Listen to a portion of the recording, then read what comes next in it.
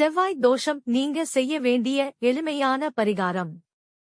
ஒரு விஷயத்தை திரும்ப திரும்ப சொல்லி அதை நம்முடைய மனதில் ஆழமாக பதிய வைத்துவிட்டால் நல்லது கூட கெட்டதாக மாறிவிடும். அப்படித்தான் இந்த செவ்வாய் தோஷமும். செவ்வாய் தோஷம் என்றால் பெரிய கொடுமையான ஜாதகத்தை கொண்டவர்கள் என்று நம்முடைய மனதில் அந்த காலத்திலிருந்து முன்னோர்கள் சொல்லி சொல்லி பதிய வைத்துவிட்டார்கள். செவ்வாய் தோஷம் என்றால் அவ்வளவு பெரிய பாவப்பட்ட ஜாதகம் எல்லாம் கிடையாது. செவ்வாய் தோஷக்காரர்களும் ராசியானவர்கள்தான். அவர்களை ஒதுக்கி வைக்காதீங்க.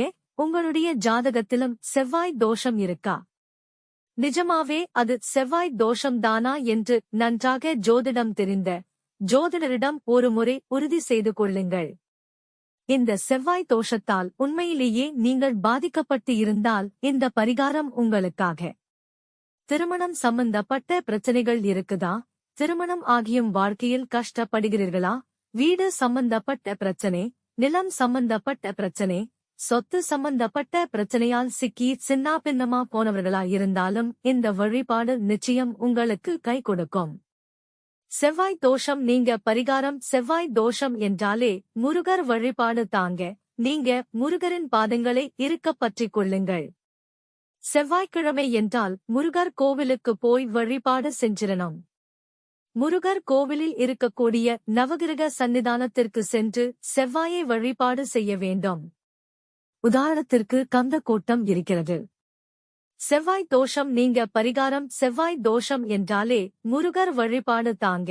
நீங்க முருகரின் பாதங்களை இறுக்கப் பற்றிக் கொள்ளுங்கள். செவ்வாய்க்கிழமை என்றால் முருகர் கோவிலுக்கு போய் வழிபாடு செஞ்சிரணும். முருகர் கோவிலில் இருக்கக்கூடிய நவகிரக சன்னிதானத்திற்கு சென்று செவ்வாயை வழிபாடு செய்ய வேண்டும். உதாரணத்திற்கு கந்த கோட்டம் இருக்கிறது.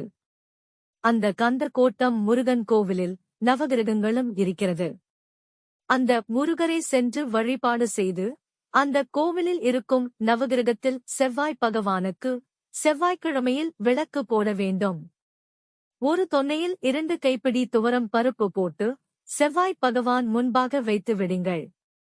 2 மண் அகல் விளக்கு ஏற்றி வைத்து விடுங்கள். இந்த விளக்கை செவ்வாய்க்கிழமை செவ்வாய் ஹோரையில் போடுவது ரொம்ப ரொம்ப சிறப்பு.